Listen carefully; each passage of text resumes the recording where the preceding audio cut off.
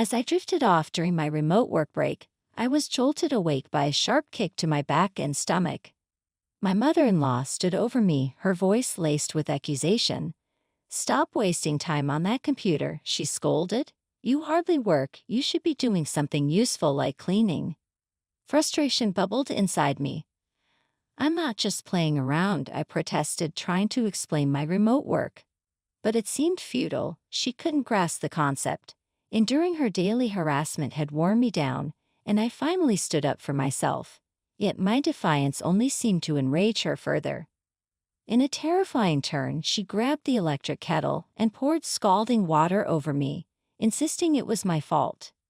Desperate pleas fell on deaf ears as she continued, laughing cruelly. Living under her roof felt like a never-ending nightmare, and in that moment, I reached my breaking point. Just as I felt trapped, a familiar voice echoed from my computer. Confusion crossed my mother-in-law's face as she heard it, giving me a momentary escape. "My name is Cherry, and I'm on the brink of turning 30. I married Ken, my college classmate, and our bond was strengthened by our shared passion for design. Despite the stability of our marriage, I yearned for more financial freedom. So at 29, I took a leap of faith and started my own business." Ken's unwavering support surprised me. Instead of discouraging me, he embraced my decision wholeheartedly. His encouragement, along with his promise to work hard alongside me, filled me with newfound determination. His offer to connect me with his dad for potential work opportunities was the cherry on top. With his backing, I felt ready to pursue my passion and carve out my own path in the design world. Turns out my father-in-law is also in the design business, so we decided to ask for his help. He was a sales manager, but it wasn't a cakewalk. I worked tirelessly for almost no pay and had many days of repeat-needed proposals and revisions. Maybe I wasn't cut out for this independent thing. Don't say that. You just started. Don't give up, and someone will eventually recognize your talent. There were many times I voiced my insecurities to Ken, but thanks to his unwavering support, I was able to keep pushing forward.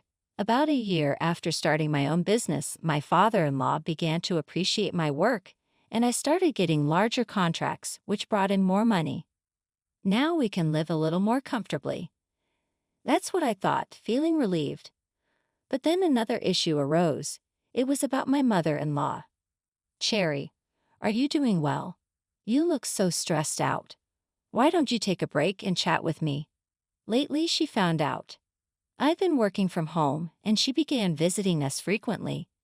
It would be nice if she came over occasionally for a chat, but recently she's been coming over every day, and once she starts talking, she can go on for 2 to 3 hours. I don't dislike her, but at this rate, I can't get any work done. I appreciate your concern, but I have a deadline coming up. Could you maybe leave for today? Or you can relax here, whichever you prefer. I know I'm being a bit rude to my mother-in-law, but if I don't, I won't get any work done. What's that? Well, fine, I'll leave for today. My mother-in-law left without a fuss. Now I can work in peace. But because of this incident, I started receiving intense harassment from her. The next day, after seeing Ken off to work, I started my tasks as usual. I need to finish this project by the end of today.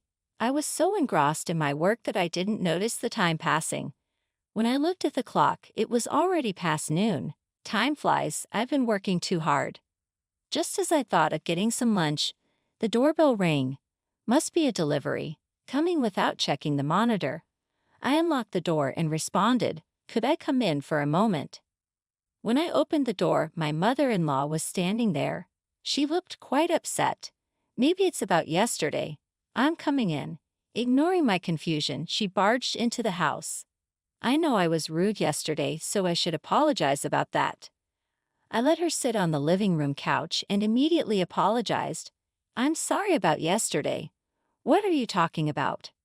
When I apologized, she smirked with a hint of menace in her eyes. That's fine. What a relief she wasn't upset. Relieved, I inadvertently let my guard down, showing a relaxed expression.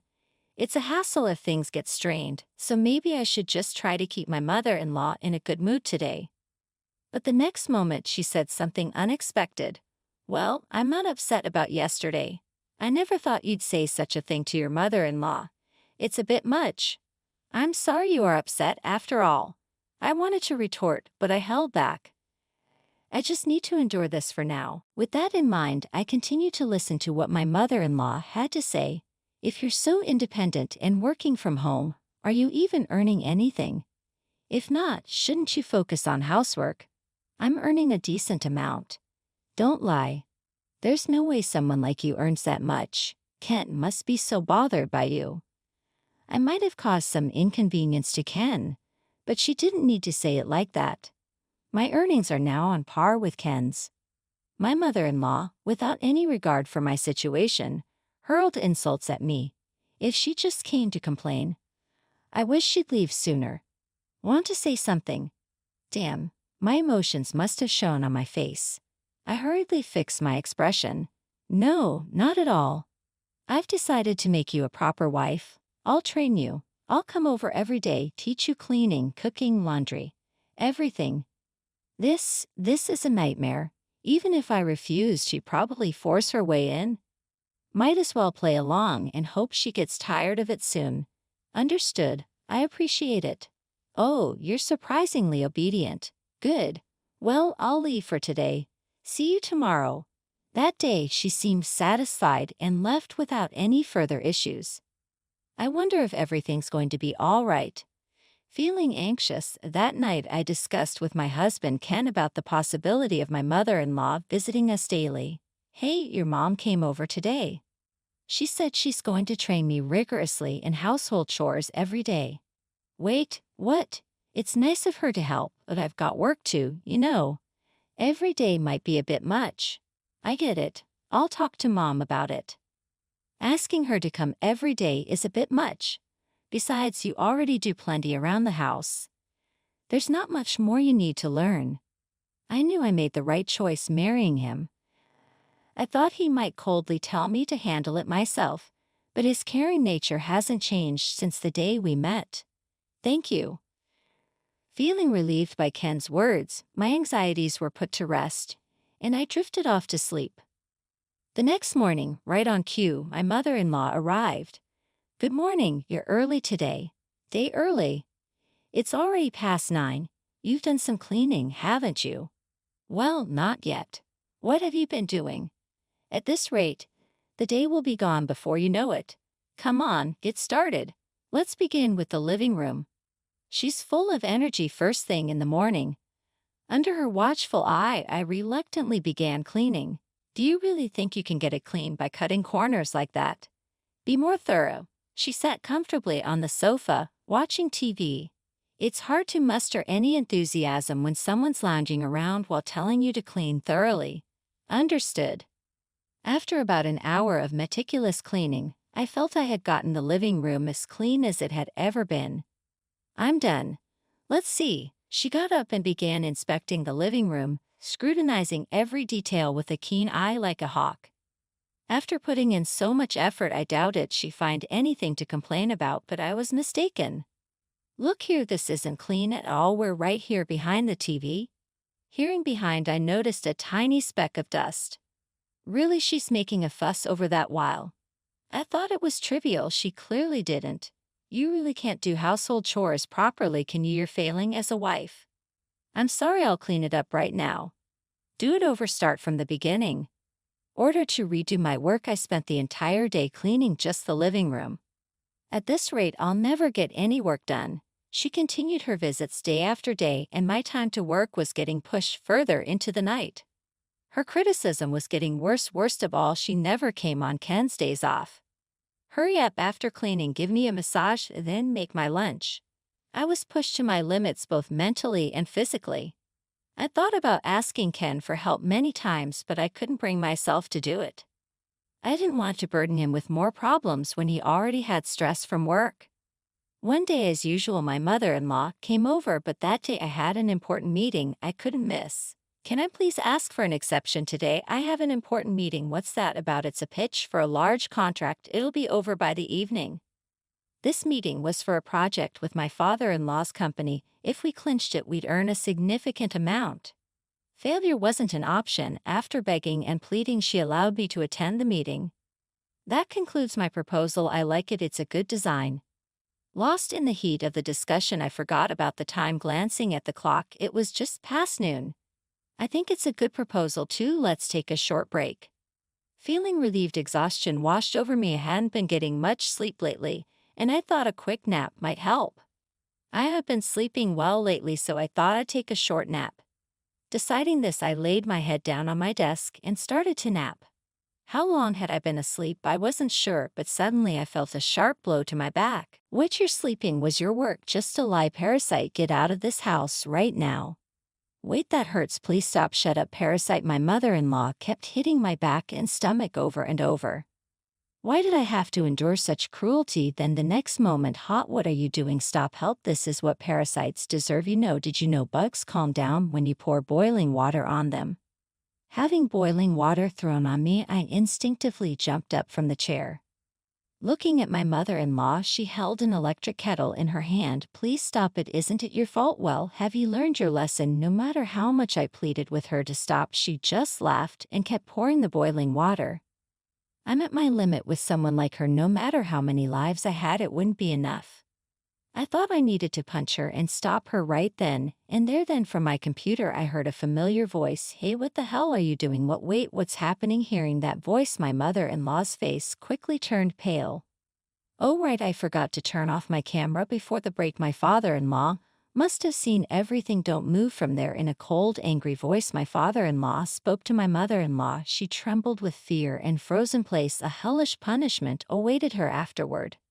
Why is my husband on the screen? I had a meeting with your husband's company today. Why didn't you tell me such an important thing? My mother-in-law, who had looked pale a moment ago, now shouted at me with a red face. It's not my fault. You didn't know.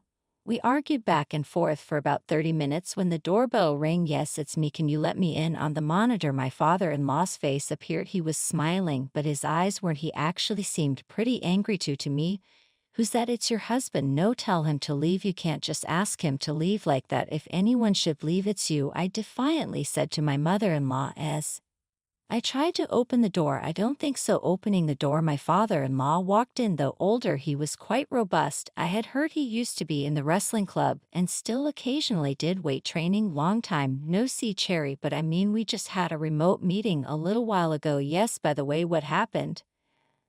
I mean, the meeting, that's not an issue. I've been separately communicating with the person in charge during the meeting.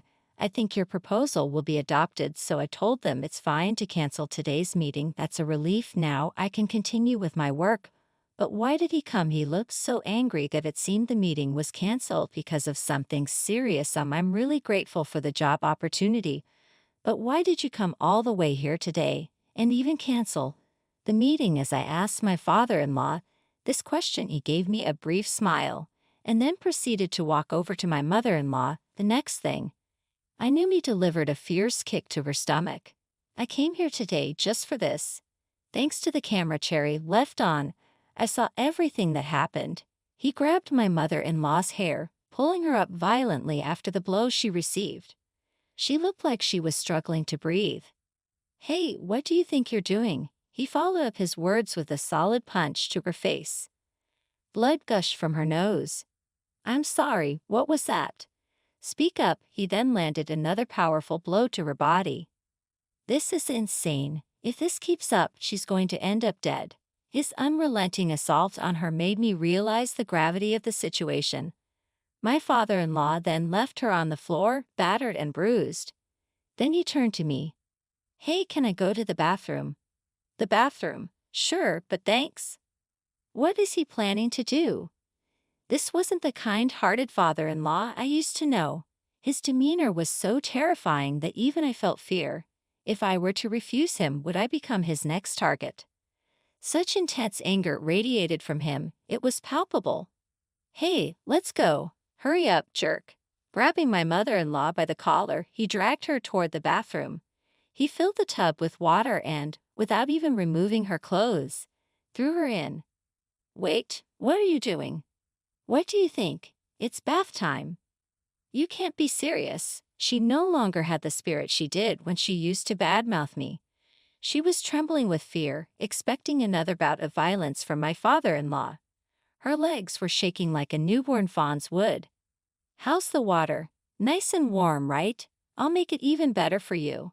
Saying this, he turned the water temperature up to its maximum. "Stop, please. I will never do anything like this again. Forgive me." "I think you're apologizing to the wrong person." "I'm so sorry," she pleaded desperately, crying her eyes out.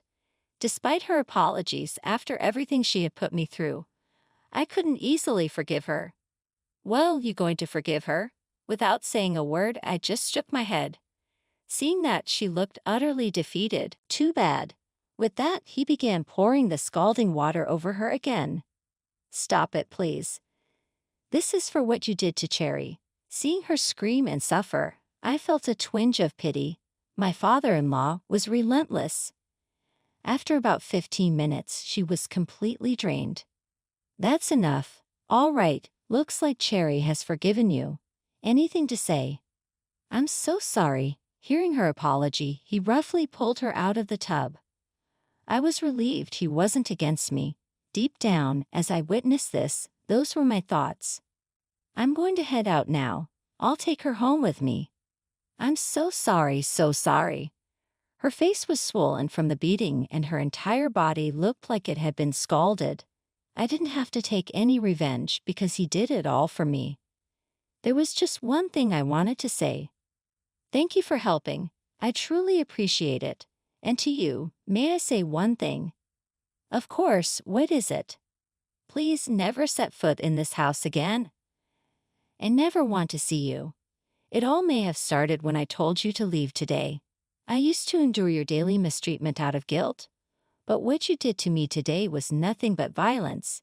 If you ever think of reporting him to the police, I'll report you too. Just remember that." "I understand. I promise I won't do anything." Finally, it was over. The two of them left, apologizing until the very end. Finally, peace would return to my life. Still, I never imagined my father-in-law would go that far. He must have been incredibly angry with her. I need to make sure my husband never does anything like that to me. That night, I told him everything that happened.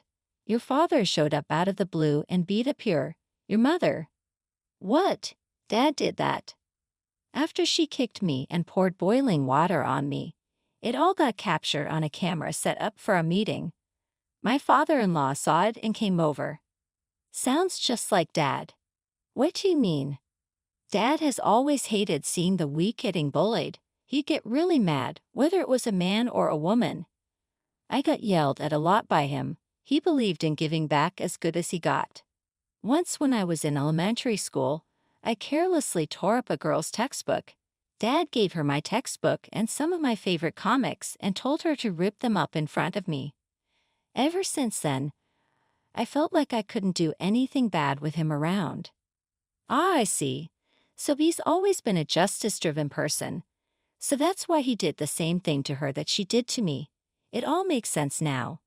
About a month later, my in-laws split up. I've heard my mother-in-law is now living solo in a budget-friendly apartment. My husband tells me she's feeling sorry for how she treated me and wants to say sorry to me every day. But for me, I'm not interested in reconciling with her. I don't need her apology, and frankly, I don't even want to see her. With a baby on the way, I've got more important things on my plate. Moving forward, we're focused on building a happy,